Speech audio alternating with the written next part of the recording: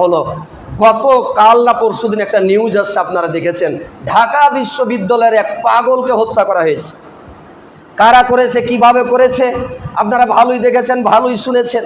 কিন্তু এতটুকু আমি আপনাদের একটা কথা বলবো, আমাদের সমাজে একটা কথা চালু আছে, গণধোলাই। কি চালু আছে? গণধোলাই। মনে করি জনগণ সবাই মিলে যদি মারে, দল উপদল ভেদাভেদ বাদ দিয়ে, তাহলে বুঝি কারো পাপ হবে না, এটা মাপ পেয়ে গেল। জি না, আইন কোনোদিন হাতে তুলে নেওয়া যায় না। উমর রাদিয়াল্লাহু আনহু আল্লাহর রাসূলের এত বড় সাহাবী, তাও আইন হাতে তুলে নিতে পারেননি।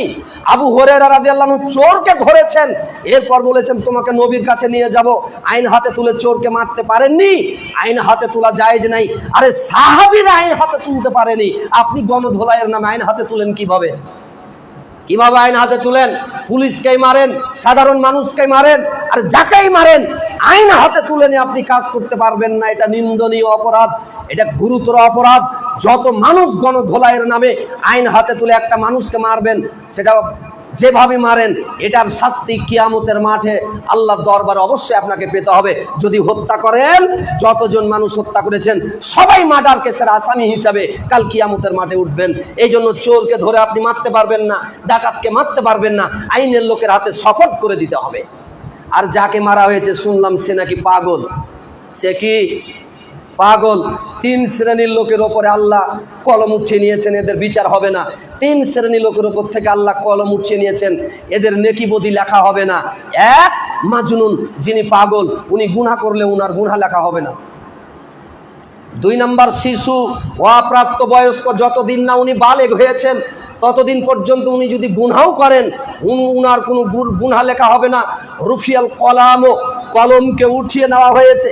3 নাম্বার, আনিন নায়েম, ঘুমন্ত ব্যক্তি থেকে কলম উঠিয়ে নেওয়া হয়েছে। ঘুমের ঘরে যদি আপনি কোনো অন্যায় করেন, এই অন্যায়ের গুনাহ আল্লাহ লিখবেন না। এই 3 শ্রেণী থেকে কলম উঠা আছে, তাদের কোনো পাপ হবে না। তা যাকে মারলেন তিনি তো মাজনুন, তিনি তো পাগল, তিনি যত বড়ই অপরাধী হোক না কেন, আল্লাহ যেখানে ছাড় দিয়েছেন তার কোনো গুনাহ লিখবে না। সেখানে আপনি মারলেন কেন? আপনি মারার কেটা? অতএব এগুলি অপরাধ।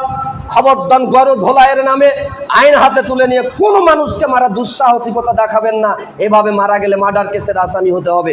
আল্লাহ তাআলা আমাদেরকে শরীয়তটা পুরোপুরি সুন্দরভাবে উপলব্ধি করে আমাদের ব্যক্তি জীবন, সামাজিক জীবন, পারিবারিক জীবন, রাষ্ট্রীয় জীবন, সর্বক্ষেত্রে যেন আল্লাহ আমাদের মানার তৌফিক দান করেন।